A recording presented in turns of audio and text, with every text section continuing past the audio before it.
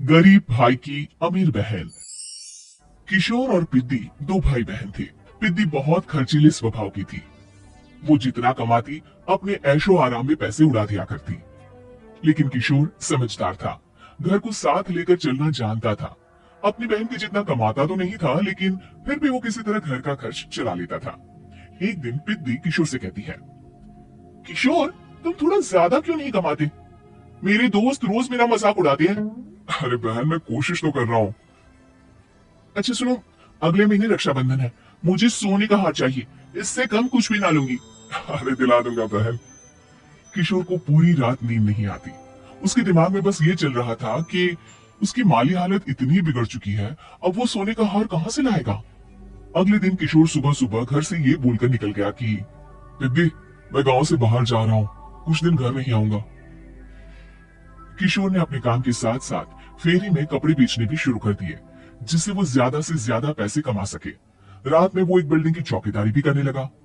अपने काम से थोड़ा बहुत समय निकालकर बस कुछ घंटे की नींद ले पाता था।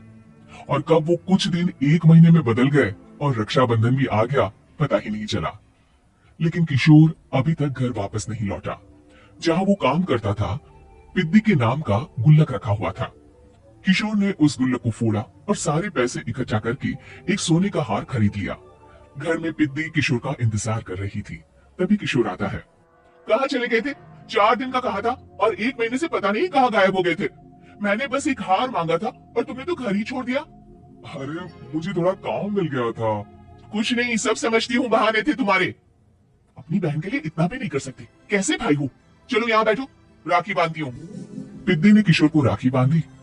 वैसे ही किशोर ने अपनी बहन के हाथ में सोने का हार रख दिया। उसकी खुशी का कोई ठिकाना नहीं था। वो मिठाई खिलाए बिना ही नेकलेस लेकर चली गई और शीशे के सामने अपने गले में हार रखकर देखने लगी। किशोर ने लड्डू उठाया और खुद ही खा लिया। ऐसे कई साल गुजर गए। एक दिन पिद्दी की नौकरी छूट गई। अब वो पूरी तरह किशोर पर डिपेंड हो गई थी। आए दिन किशोर को अपने महंगे महंगे शौक गिनाकर उससे पैसे मांगा करती थी। किशोर कुछ पैसे देना, मुझे पार्लर जाना है। किशोर बिना कुछ बोले उसे पैसे दे देता। ये क्या, 500? अरे इतने में तो मुझे पार्लर में एंट्री मिलेगी बस। अच्छा, देता हूँ ना ज्यादा। कैसे भाई हो, अपनी बहन के लिए इतना भी नहीं कर सकते। किशोर ने जेब से 2000 का नोट निकाला और उसे दे दिया।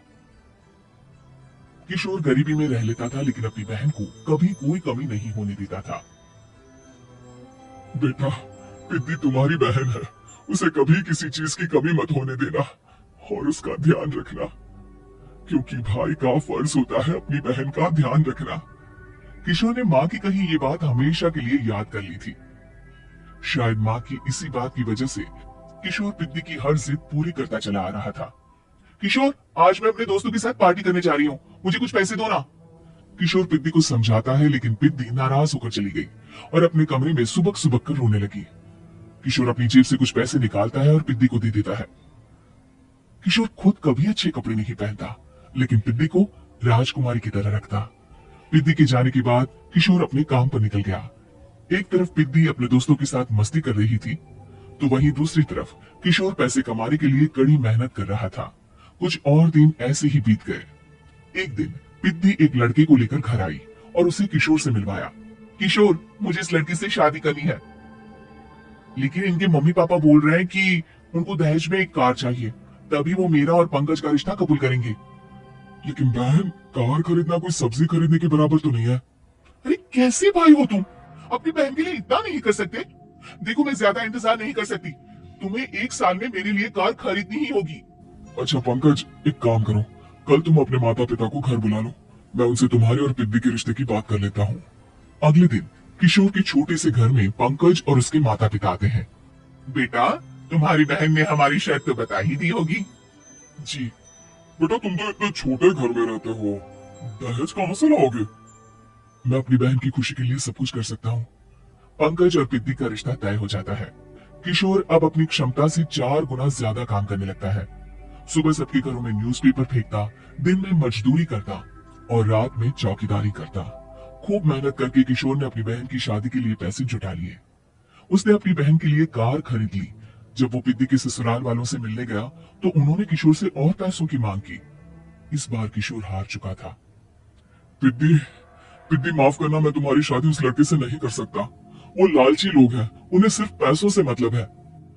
देखो किशोर, मैं पंकज से ही शादी करूंगी। क्योंकि पिद्दी ने तो किशोर की बात न मानने की जैसे कसम खा रखी थी। किशोर ने पंकज को घर बुलाया। पंकज, तुम अपने माता पिता को समझाते क्यों नहीं हो? भैया, वो हमारी शादी के लिए मान गए, मेरे लिए तो यही बहुत बड़ी बात है। हम एक काम कर सकते हैं, दहेज की रकम में से कुछ पैसे मैं आपको दे देता हूँ। अरे लेकिन समाज वाले क्या कहेंगे? अरे जब दुनिया को पता चलेगा तब ना। अच्छा, कुछ पैसे मैं अपने मालिक से कर्ज में ले लेता हूँ। कुछ पैसे पंकज देता है, कुछ वो कर्जा लेता है, और अपनी उम्र भर की कमाई वो अपनी बहन की शादी में लगा देता है। आखिर में पंकज और पिद्दी की शादी हो जाती है। पिद्दी की विदाई के बाद किशोर बिल्कुल अकेला पड़ जाता है। अब उसका कमाने में भी मन नहीं लगता। उधारी वाले रोज घर में आकर बैठ जाते हैं। अरे किशोर, अब तो पिद्दी की शादी को 5 साल हो गए, अब तो हमारा पैसा लौटा दो। चाचा, पिद्दी के जाने के बाद किसी भी काम में मन नहीं लगता। अरे तो हमारा पैसा कैसे वापस मिलेगा? जी, कुछ करता हूँ मैं। किशोर के ऊपर बहुत सा कर्जा चढ़ गया था, इसलिए उसने तय किया कि वो ये घर बेचकर सबके पैसे लौटा देगा। अगली सुबह शहर के किसी साहूकार को उसने अपना घर बेच दिया और सबके पैसे लौटा के वो गांव छोड़कर चला गया। पिद्दी ने शादी के बाद कभी अपने भाई का हाल तक नहीं पूछा। किशोर को फर्क नहीं पड़ता था, बस ससुराल में उसकी बहन खुश है ये जानकर उसे खुद की खुशी मिलती थी, और ये सोचकर कि उसने माँ से किया हुआ वादा पूरा कर दिया।